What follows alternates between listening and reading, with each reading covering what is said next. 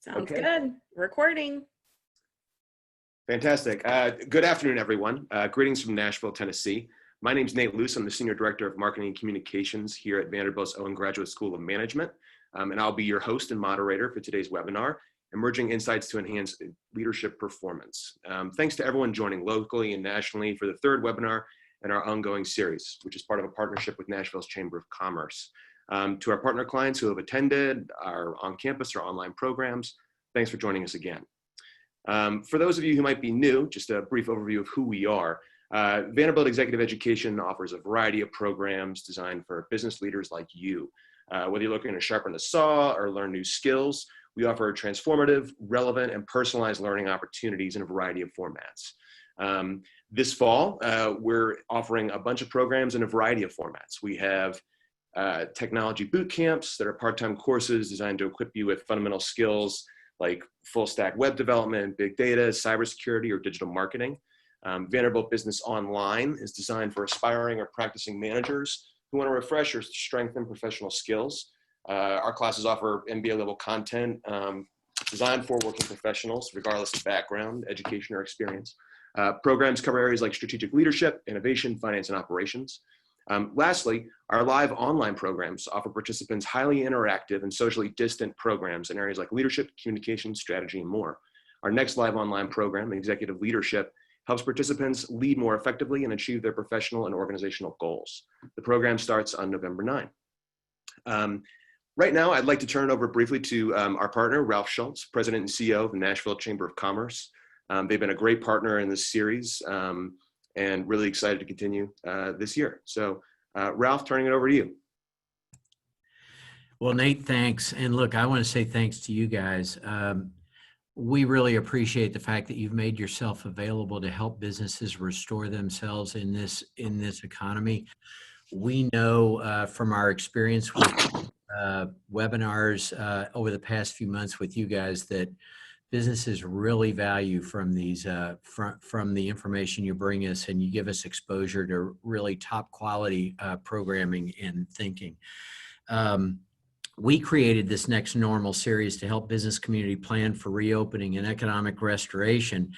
And every single one of these webinars has been one that I have been pleased to be able to listen to. And today we're looking at as we navigate this new normal, leaders need to know how to best leverage themselves and their people to do more with less. We know that there is more down the road, but for the foreseeable future, there is less. And so figuring out how to leverage all that is really important. So we want to say thank you for making yourselves available to us, and I'll give it back to you, Nate, to get started. Thanks, Ralph. Let's introduce our professor today. Professor Mark Cannon is a professor of organizational studies at Vanderbilt. He holds an AM from Harvard in psychology and a PhD from Harvard in organizational behavior. While Mark has published several books and numerous academic articles, he's best known for work on how research can be used in practice. Professor Cannon specializes in executive coaching, leadership development, feedback, managing difficult conversations, and conflict. He regularly coaches or consults with top global companies.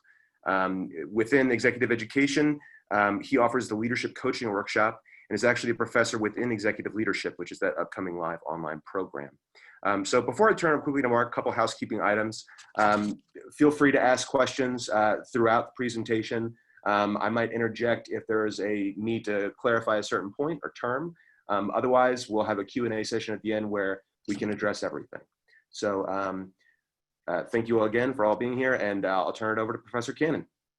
Thank you very much, Nate and Ralph. So we appreciate that, and wonderful to have you all here. And what an exciting and challenging time we are in. And so a couple of things I thought would be especially useful are to think a little bit about just this kind of question about what are the best ways of thinking about performance, leadership effectiveness, and leadership development.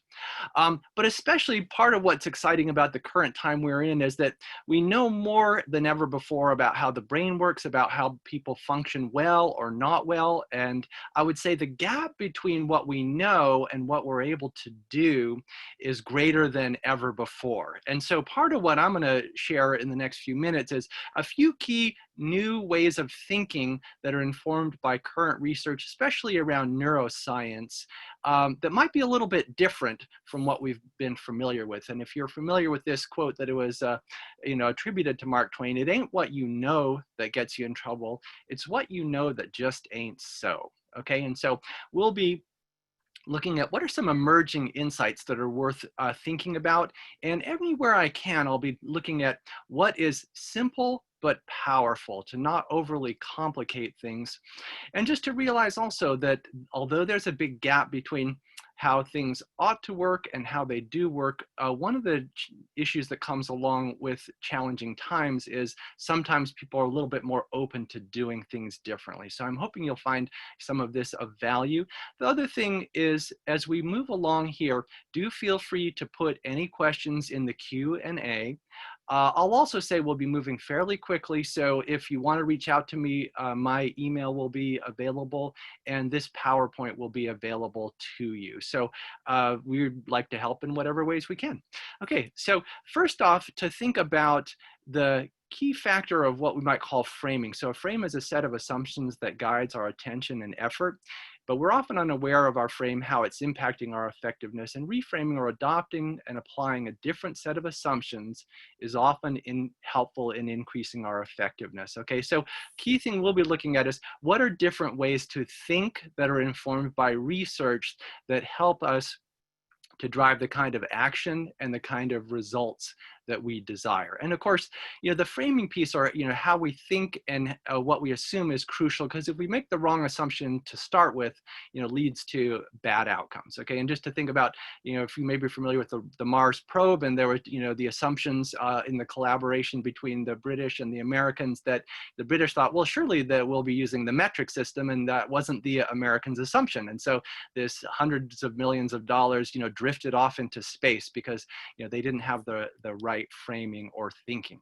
Just to also give you a couple of other interesting examples, if you think about another example of framing is just how we perceive people that we're in disagreement with. Excellent, that's 4 good guys for it and 2 bad guys against it. That would also be an example of a frame. And interesting also when it comes to politics is that people will tend to try to persuade people in another party by using the reasoning that is most persuasive to us, rather than thinking about what is most persuasive to them. So just another example of a frame. More relevant to our current topic of leadership also, this comes from an interesting work that Google did, where they wanted to change the frame of their engineers. And so you may be familiar that Google started out and they thought, we don't want to have managers. Engineers don't like to be managed. So they started out not using managers. Pretty quickly they realized that was a bad idea. But the engineers also weren't persuaded that management or leadership was important until they really did some research around it, and they found that they could empirically show what a difference it makes to have a good versus not such a good manager. And one of the key things to think about for leadership development, these are the key qualities of their best managers. One is be a good coach. So that's a little bit different than a lot of us might think about in terms of what makes a good leader, but something good to think about, a good takeaway. So here's another example of a reframe that is from Eric Schmidt. So he was asked by Fortune magazine, what's the best advice you ever got? And one of the things he says is to have a coach. But part of what he said also is the one thing people are never good at is seeing themselves as others see them.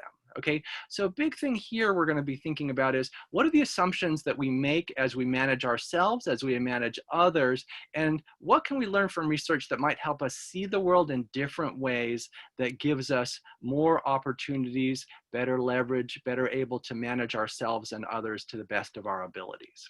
Okay. So first wanted to think also about just as the brain becomes more and more important and there's more and more research on it, let me ask you this. So we're going to do a quick poll on this, and I'm just going to ask you to think about, how actively do you manage your brain functioning and health? Okay, so how actively do you manage your brain functioning and health as you're making daily choices about, your work? How much do you consider your brain functioning? Is it rarely, occasionally, regularly, or very frequently? So if you can go ahead and take a moment to respond to that, and then we'll just see what the results look like there. So we've got a lot of answers coming in. Just going to give it a couple more seconds here. Yeah, we'll just give you a minute to get responses in.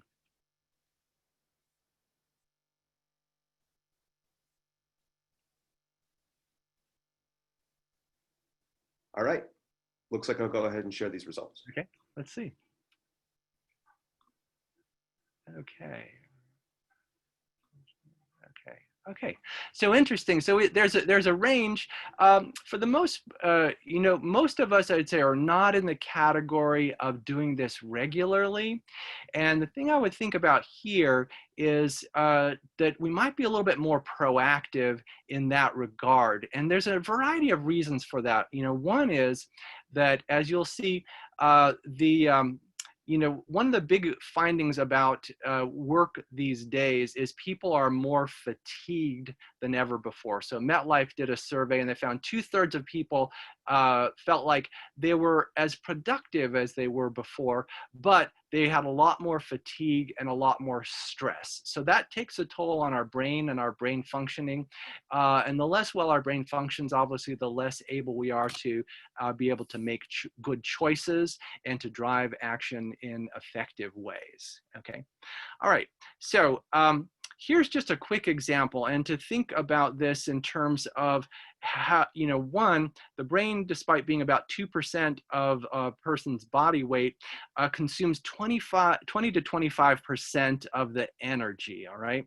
So this is some research that was done on situations where they were having parole board hearings, and it just illustrates the variability of the brain's quality of thinking as energy rises and falls. And what they found was, at the very beginning of the day, about 2/3 of the individuals were given parole, but as people tired, they kind of just gave up, and it basically went down to 0. So the biggest factor in whether you get paroled or not is the time of the day at which your petition comes before the board. Then they'd get a little caffeine, a little bit of energy, take a little break, and they'd feel refreshed, and they'd go back up to about 2/3 again, would fall again, and then would go right back up after lunch, and then would fall again.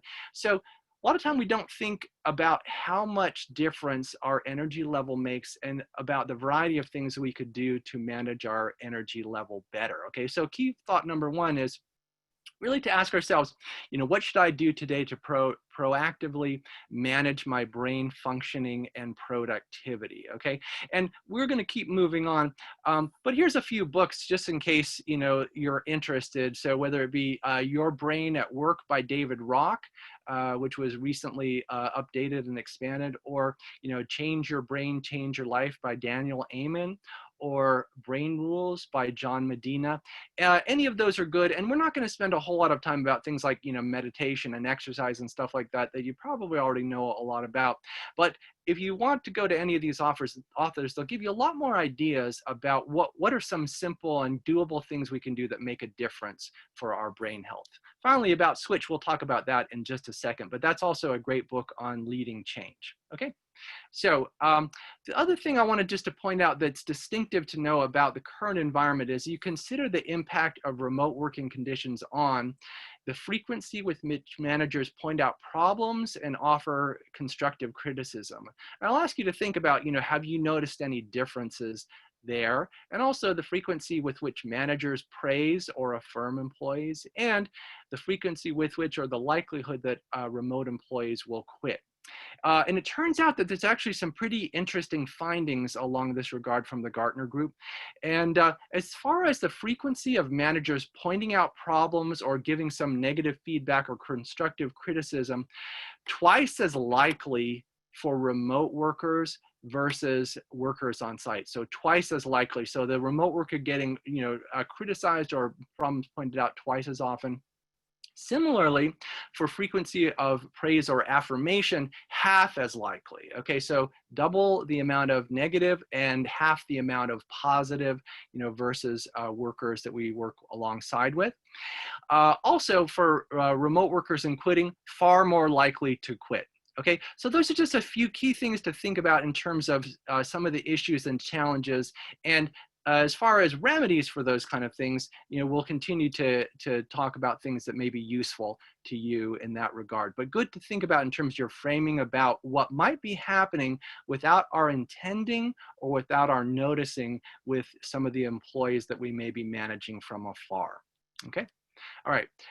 So we think about what are some of the best ways to manage a leading change and managing ourselves. So this is a huge topic these days. Here, we're going to draw from this book, Switch, which is the fourth book there. Very, useful book. And it gives also a simple metaphor of the directing the rider, motivating the elephant path. And here's a couple of things that we tend to underdo. We don't think really enough about motivating the elephant or the emotional part of change, but in particular, shaping the path. So what I wanted to offer is a little food for thought, and I would definitely recommend this book if you're interested in managing change, either for yourself or for your organization or team or things like that, which is to think about, we're all more often in thinking about the rational mind, which thinks, plans, reasons, deliberates, analyzes, directs, and forecasts into the future, okay? But often don't do enough to manage the elephant, which is the part of us that thinks, reacts, pursues instant gratification, takes the course of least resistance. And it's large in this metaphor in that it has the ability to wear down the rider. So usually wins when in conflict with the rational mind because of its size and ability to wear down the rider. So part of what you might think about here also is, and this is what really gets underdone, I think, in leading changes, when can we change the environment, situational characteristics that may facilitate or hinder change, that makes the change easier, that doesn't wear us down. Just as we showed with that slide where the brain tires easily, we tire easily. Willpower, it turns out, is an exhaustible resource, and we want to use it wisely. Anytime we can change situations, so much the better. Here's an example of changing the situation. So I don't know if anyone's familiar with Clocky, but an MIT student developed this, actually sold 50,000 of these with minimal marketing. And basically it's a way of just changing the environment. So, in our metaphor, the rider knows it should get up. The elephant doesn't feel like getting up. And so what Clocky does is, as soon as the alarm goes off, it immediately rolls off the night table and begins running around the room so that people have to pick it up. And so that's just an example of changing the environment. But to give you a couple other examples, there's all kind of little things, for example, if you think about our health practices, a lot of things we can do to change our environment. And I'll just give you one example for myself. Is there's a book called Mindless Eating. And what they found was they gave, people, who wanted to volunteer to be in a study, either a huge box of popcorn or a huge bucket of popcorn. And the question was, will the size of the container make any difference? And that's a situational change. And what they found was that the people who had the huge bucket ate 53% more than the people who had the huge buckets. Both had an inexhaustible supply, and both were pretty much unaware that this had happened. I'll just give you a quick example in terms of health is, one of the things they say also, if you want to eat less, just put your food on smaller plates. And I've tried that and a couple of other things, and actually end up losing 30 pounds with just some small environmental changes, putting things that you don't want to eat farther away or out of sight, things like that. One person actually freezes her credit card into a block of ice, so she doesn't spend money on things that she doesn't, want to spend money on.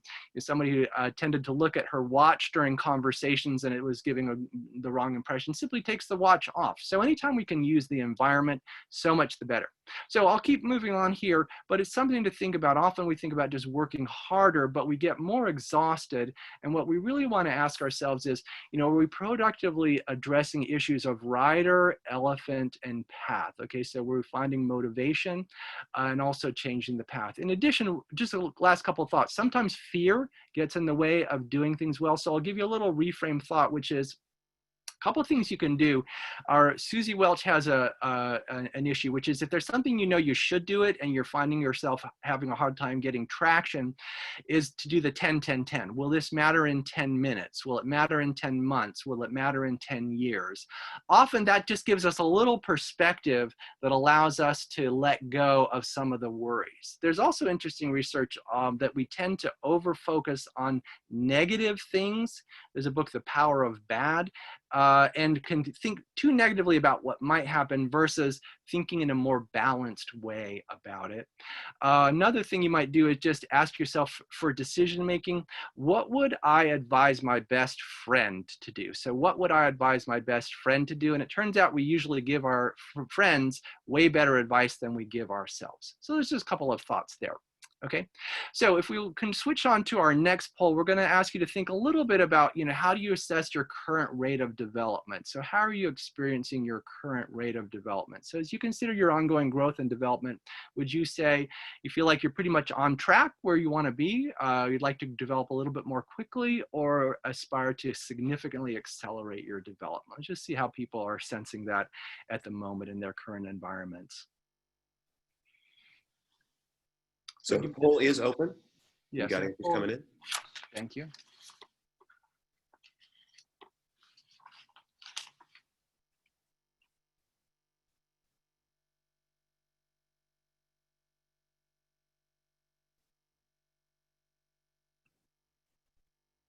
All right, just give it a couple more seconds. Answers are kind of slowly trickling in.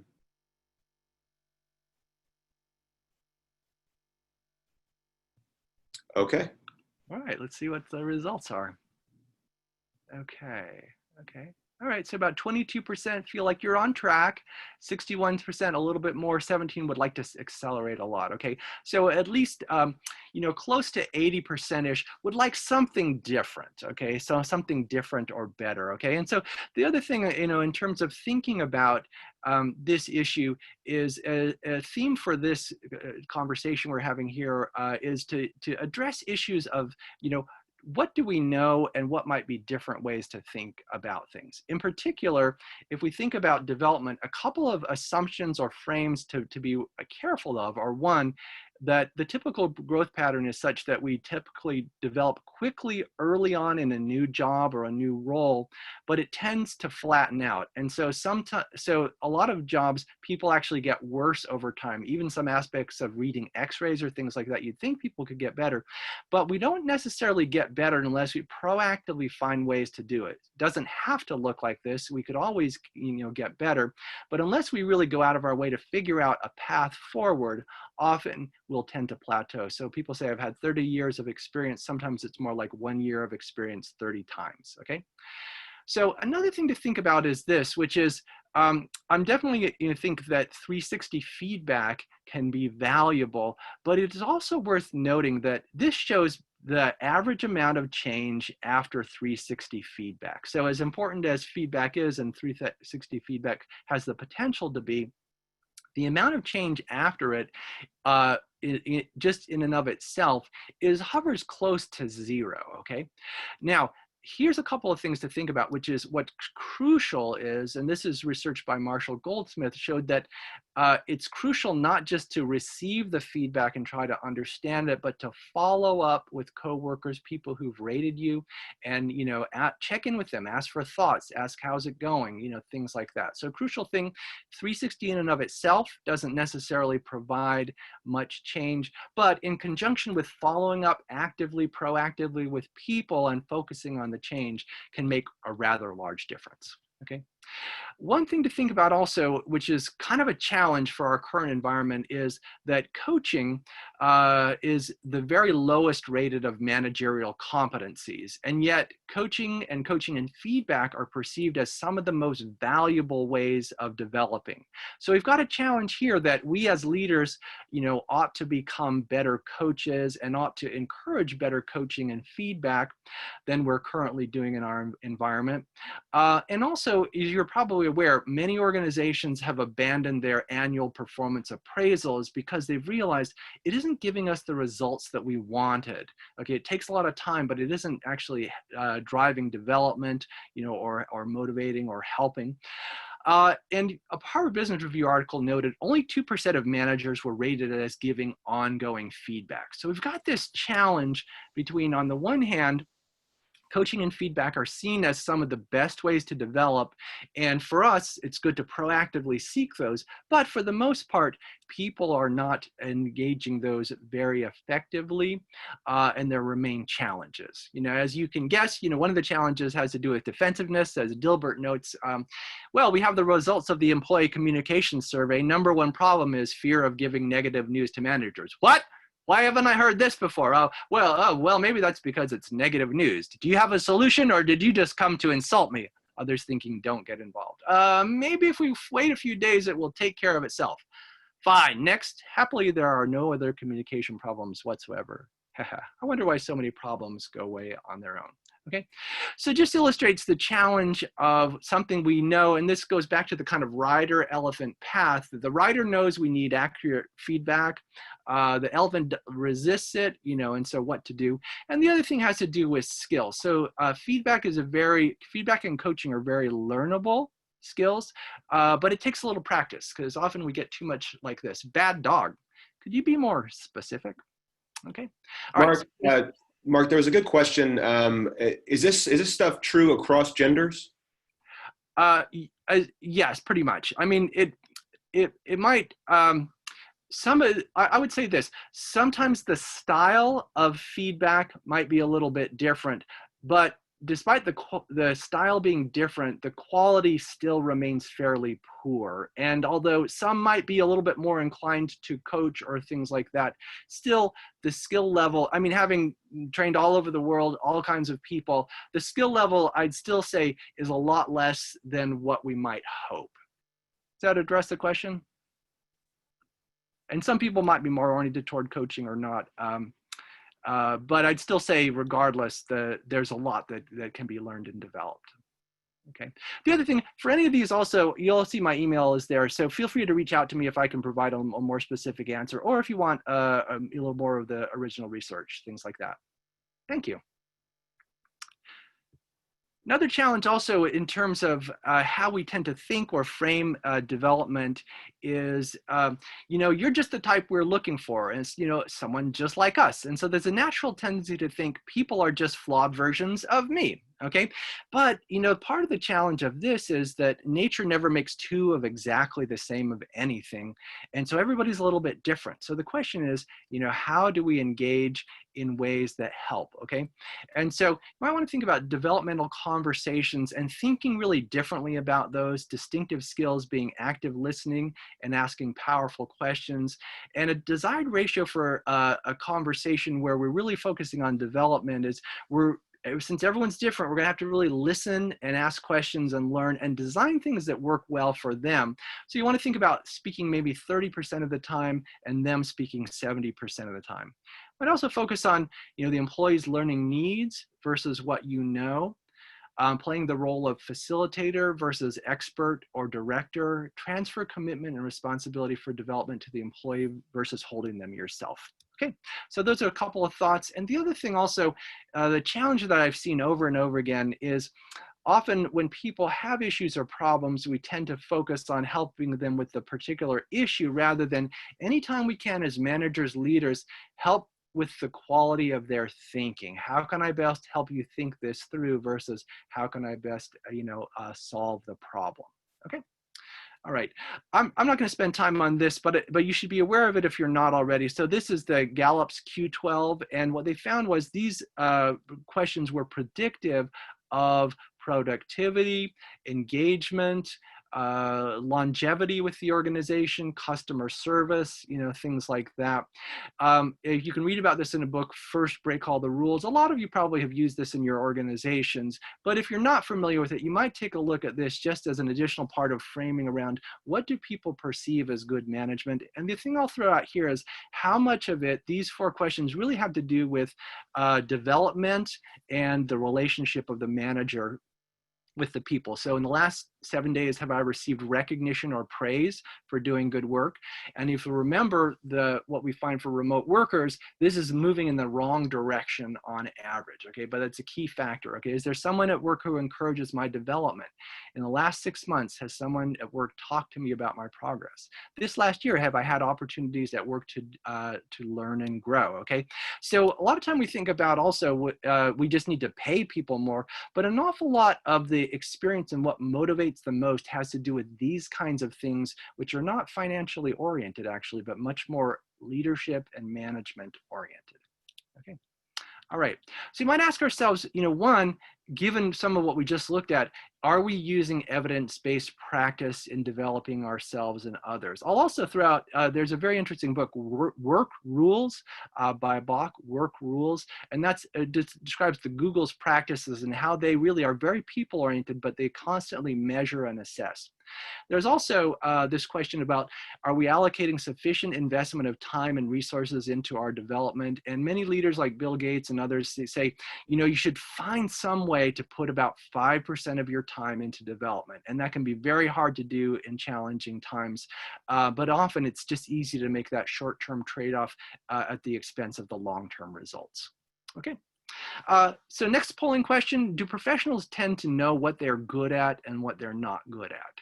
So just kind of, do you tend to agree with that or not agree with that? So do most professionals know what they're good at and what they're not good at?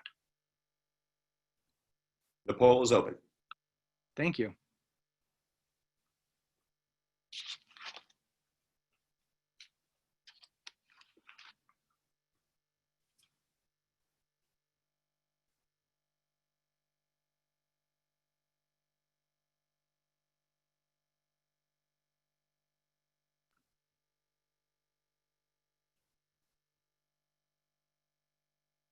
Just going to give it a couple more seconds here.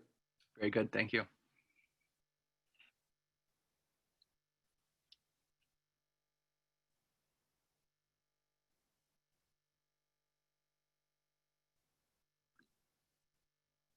Okay, I'll go ahead and share. Thank you. Okay, so agree 22%, somewhat agree 38%, neutral about 19%, somewhat disagree 22%, and disagree 0%. All right, interesting. Okay, people are fairly optimistic about this. Okay, and it's mixed, but part of what we're learning from the brain is that at a minimum, people are far more likely to think they know than is often the case. Okay, so Peter Drucker, the famous management guru, says, most people think they know what they're good at and what they're not good at, and most actually don't, or at least it's uneven. There's also an interesting article called Unskilled and Unaware of It, and often the least skilled people are the least aware that they are the least skilled, okay, which is a conundrum, okay?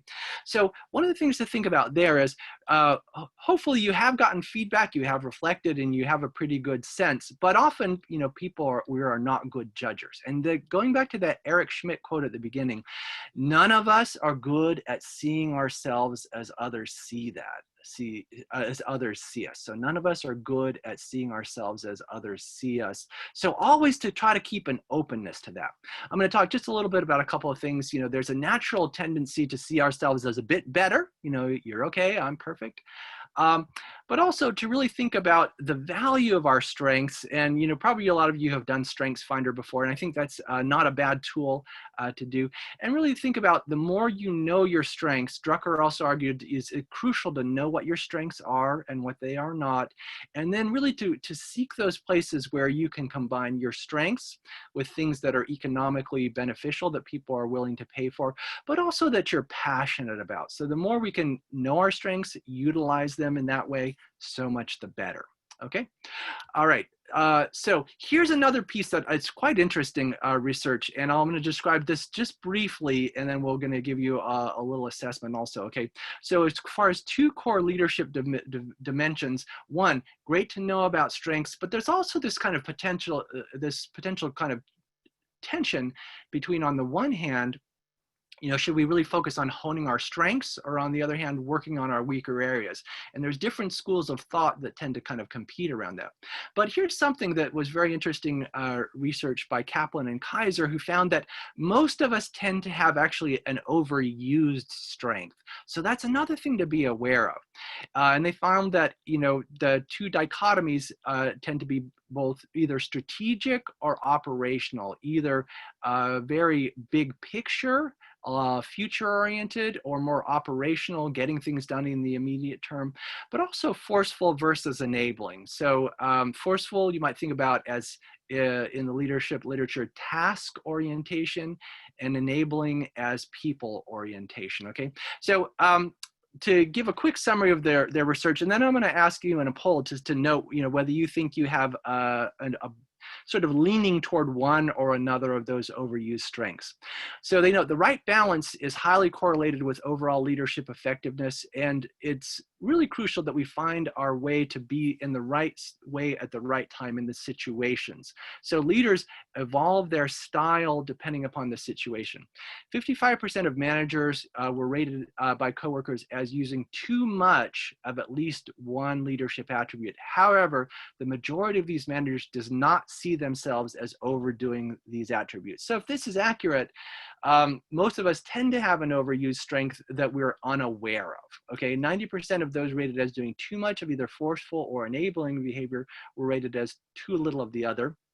And vice versa, 80% of those rated as doing too much of either strategic or operational were rated as doing too little of the other. And that's another thing that's a curious thing, because there's not any reason necessarily why we should do one at the expense of the other, but that's what their research finds, is that we tend to double down rather than what we should do as we grow in leadership, which has become more versatile.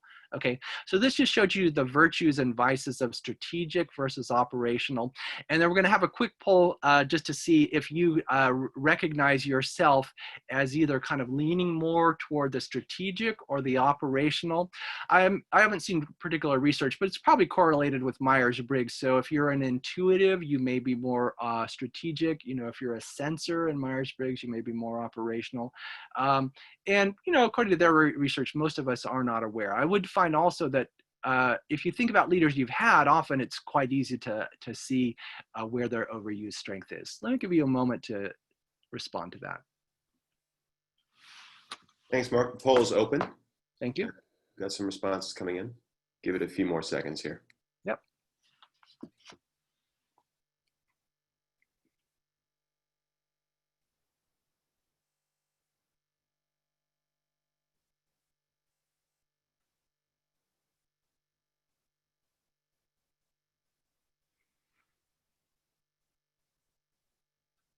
Okay, we'll go ahead and share this. All right, I'm curious to see what people are thinking about. Okay, that's interesting. All right, this is very interesting, because they said, most, their research suggests that most people are unaware of where they lean, but it looks like most of you, could see the potential for leaning a little bit one way or the other. So that sounds like great self-awareness. Okay, so very good, awesome.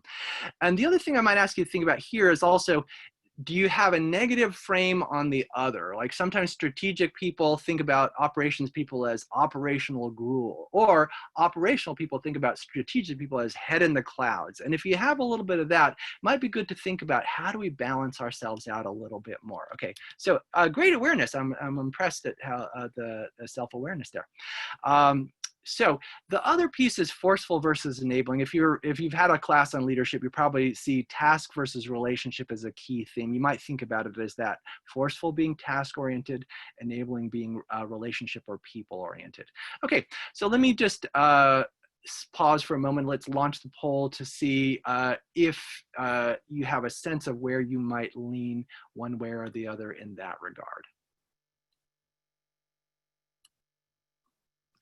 The poll is open. Yeah, so if you could take a moment to respond, please, that would be great.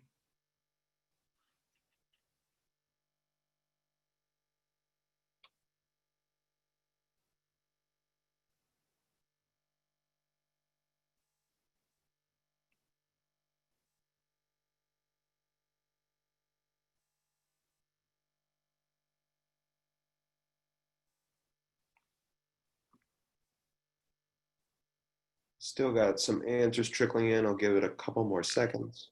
Thank you.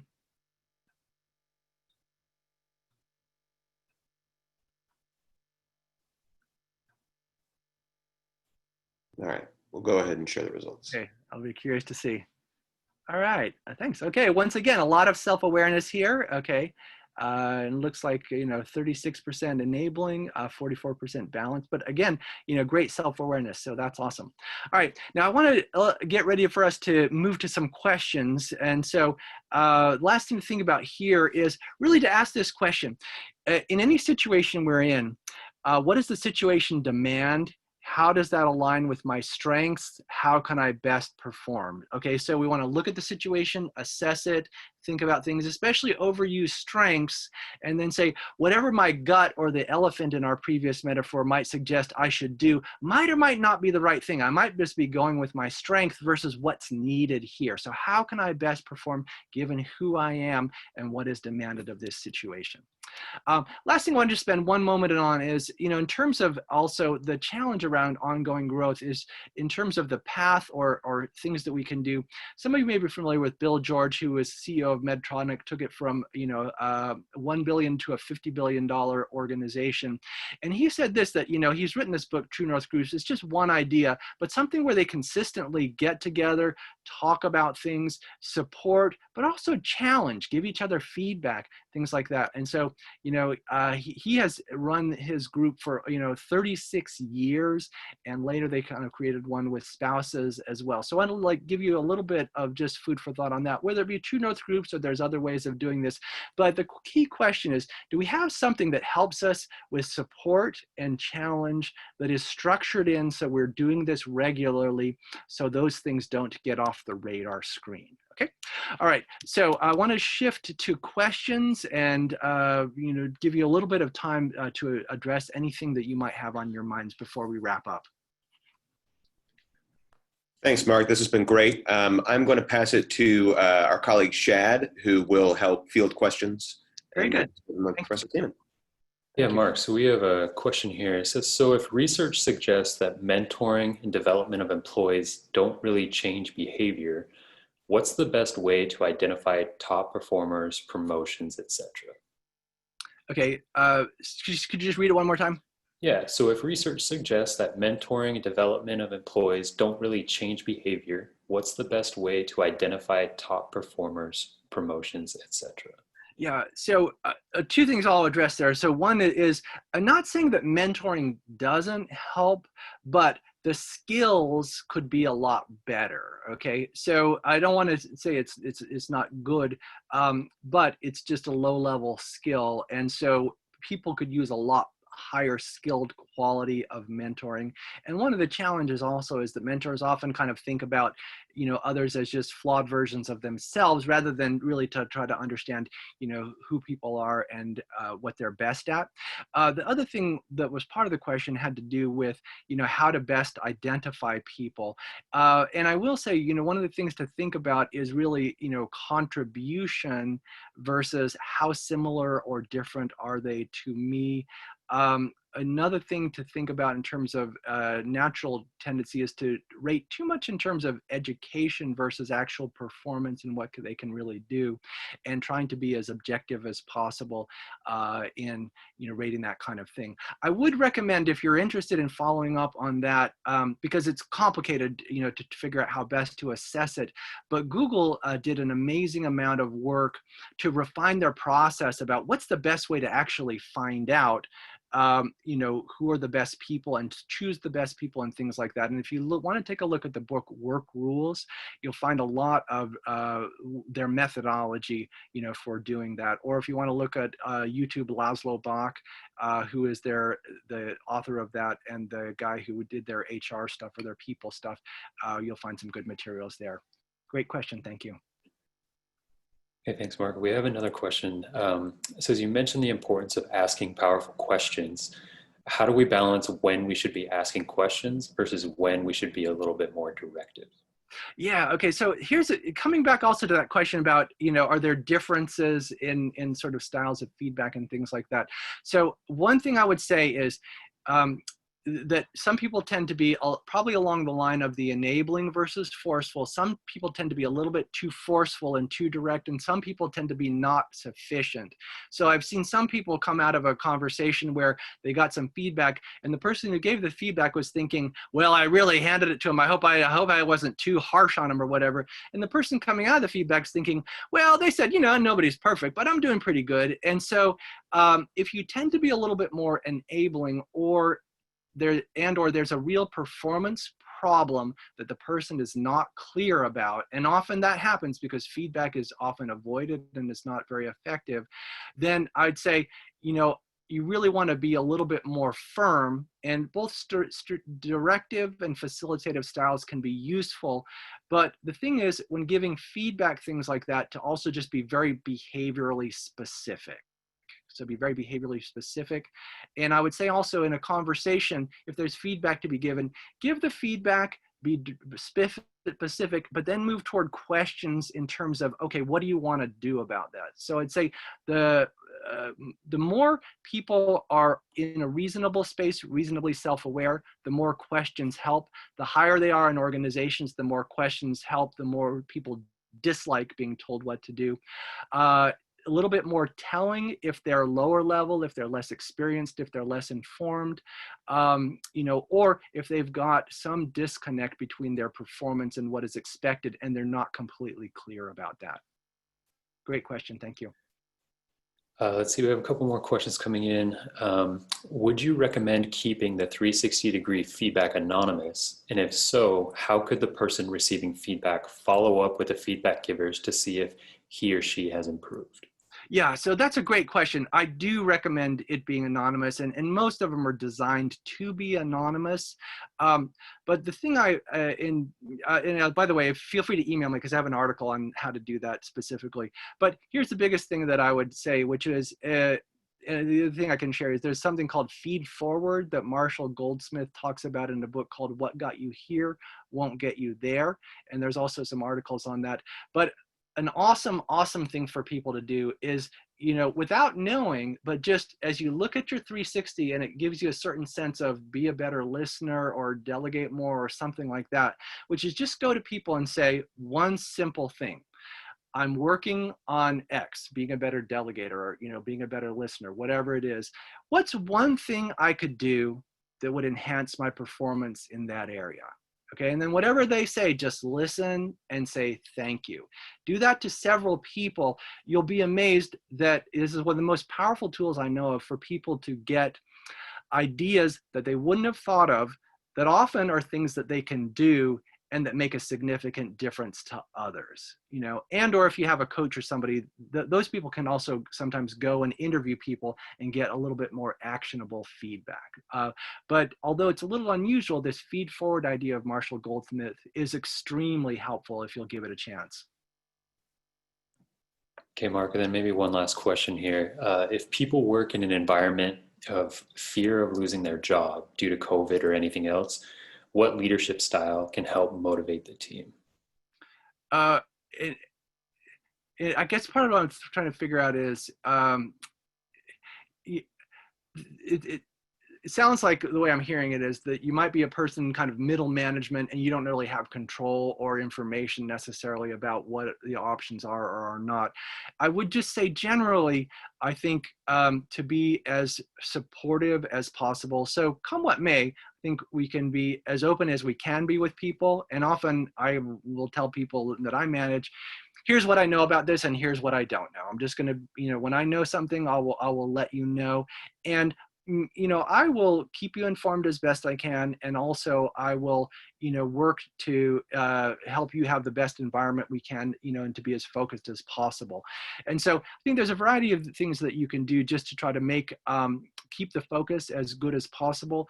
Implicitly, if you want to remember that, to the extent that there might be uncertainties, the more people can do well at what they're currently doing, the less likely they might be to be laid off, and the better position they'll be to go elsewhere, if they are. And if it comes to that, where it really really looks like it's, it's coming to a possible layoff, to, often feel like to say there's no shame in that, but just to say, hey, come what may, I'm going to be as open with you as I can, and I'll be as supportive as I can come what may. And, and likewise for you, let's, maintain our team spirit here as best we can. And also to inquire, everyone's a little different. What can I do today to make your work as productive as possible? It's a great question to ask. Thank you. All right, everyone. Professor Cannon, thank you so much for the insight and the research. It's very impactful. Thank you, everyone, for attending and joining. You'll be receiving an email with a recording of this webinar, as well as a discount for Mark's upcoming executive leadership course on November 9th. So be on the lookout for that. Thank you again for your time, and I hope everyone has a great afternoon. Wishing you all the best in these challenging times. Thank you for being with us. And feel free to reach out if you like.